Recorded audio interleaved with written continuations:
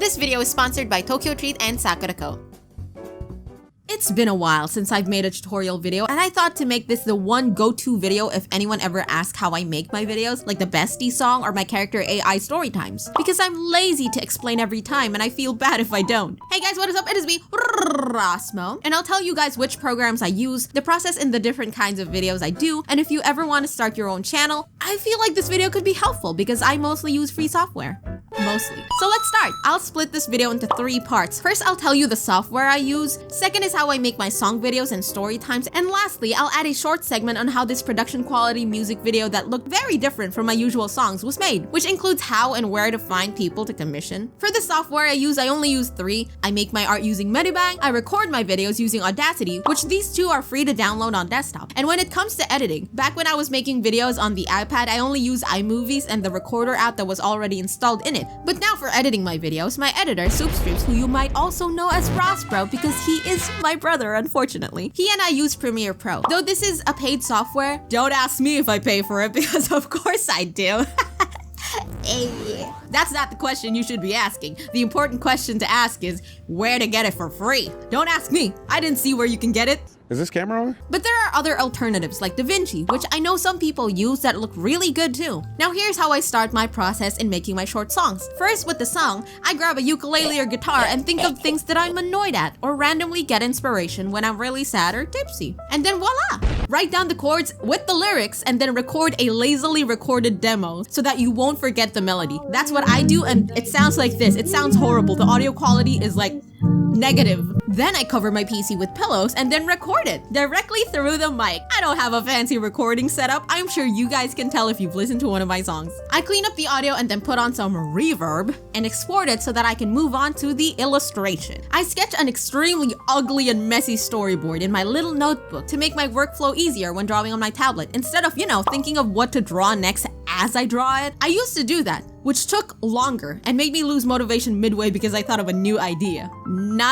Don't do that, don't be like me. I tend to go straight into line art with these kinds of videos so it's faster than sketching first. And then I send those frames to my editor, who is also in charge of coloring them up. He sends it back to me so that I can edit it into a video and then upload it.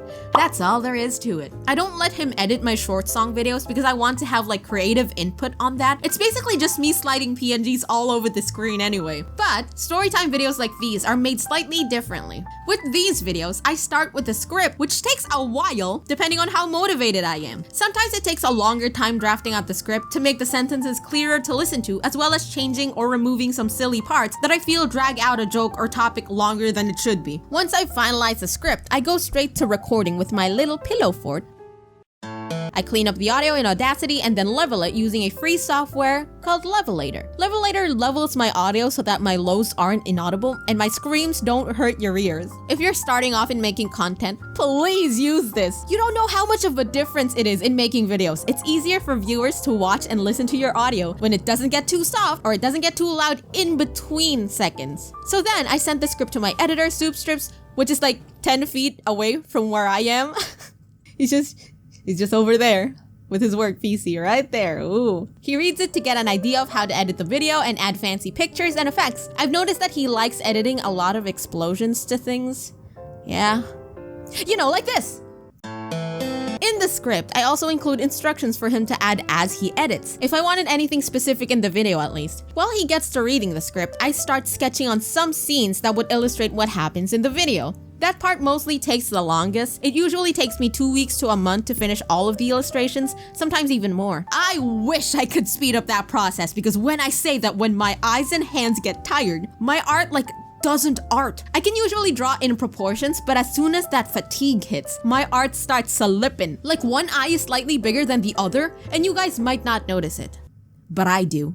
And it bugs me a lot. So I rest up whenever that happens, which is why it takes a while. Once I finish all of the frames, that's when my editor can start. He works pretty quickly too. Depending on the length, he can finish editing a video in 3 to 4 days if it's rushed, and sits me down to watch it if there are any changes so he can finally export it and send it to me for upload. Oh, and did I mention he has a Fiverr page? Just plugging it in there. Yeah. And that's how a storytime or chatbot video is done. Quick break to give a spotlight to today's sponsor, Tokyo Treat and Sakura Co. You better eatin' cause this part's gonna make you hungry. Tokyo Treat and Sakura Co. sent me December's box with the theme of Snacktacular Christmas for Tokyo Treat and Holiday Hokkaido for Sakura Co. If you're new to the channel, you might not know this, so let me just fill you in. If you want modern Japanese snacks like the Kit Kat strawberry chocolate cake or the Christmas cake gummies that Lupin totally didn't squish and smash, then Tokyo Treat is the box for you. If you like traditional, authentic Japanese snacks to get a peek of the snacking culture, where for this box they collaborated with local Hokkaido snack makers to give us snacks like the milk mochi or the milk and chocolate cookie, then Sakura Co is the box for you. If you're wondering what snacks are in the box, they got a booklet to show you a lot of fun facts, the snacks in the box, as well as the ingredients and allergens. And if you want to check a snack list before you grab a box, you can head over to their website where they show you all the snacks they'll be putting in that cute box. Of course, I'm not throwing these boxes in your face without taste testing now, would I? I tried the potato truffle and rock salt because that sounds like a weird flavor. Potato and truffle? Never heard that before. Took a bite and what do you know? It tastes like normal potato chips. Just, a little bit salty. At first, I thought it was pepper flavored until the flavor kind of settles in and then calms down, and it's just salty potatoes. And then I also drank the Kalpi soda, which is said to be a unique drink in Japan for decades. And I gotta say, it's unique, alright. I can't tell you what it tastes like because I can't figure it out. I want to say sparkling water, but sparkling water doesn't have a flavor. This one does, and I'm left confused. I still drank it though because it's a good soda. Then we got the Okinawa salt mochi and the bamkuchen in the Sakura Co box. Mochi normally has a red bean inside like this one, but I feel like the salt makes me taste more of the mochi, which is weird because mochi doesn't have a flavor. I like how balanced the whole thing is though, and how extra soft the mochi is than, the regular mochi. And then we get my all-time favorite, hands down, my favorite snack. I need this again, the bamkuchen. It's basically just bread with traces of banana, but it's so milky and moist. Oh my goodness. It's also vegetarian. I'm not vegetarian, but hands up to the vegetarians out there. I love this one, for reals. I even checked if I could buy this in Shopee, but no, it's a snack from local Hokkaido snack makers after all. I need more of it, I swear. One pack was not enough. Oh, and there's also tableware in every Sakura Co box, and this time it's the indigo uzen dish. Very fancy and a little bit trippy of a design. If you want to get your own box, links are in the description, and listen, I am with you guys. I am a homie, so let me slide a little promo code your way so you can get these boxes too. Use promo code ROSMO to get $5 off of your first purchase. Thank you Tokyo Treat and Sakura Co for sponsoring this video. Now, if you're wondering how I commission other talented people to produce a music video like this one takes the longest time to make, mainly because of the art. For this music video, I had to sit down and rewrite the song until I was satisfied, and I think it took me 3 months to finalize it and make an instrumental in GarageBand. I feel like this video would take longer if I explain how I play around with GarageBand, and I also don't feel like I'm fit to tell you on how I play around because I am just playing around. Just imagine me slapping some drums in a track and then bombard it with pianos and guitars and then increase the bass a little tiny bit than necessary because I'm biased. I like the bass. Once I've done that, I record my vocals and backup vocals over on Audacity and then send the instrumental along with my vocals to a mixer. I commissioned Zenus,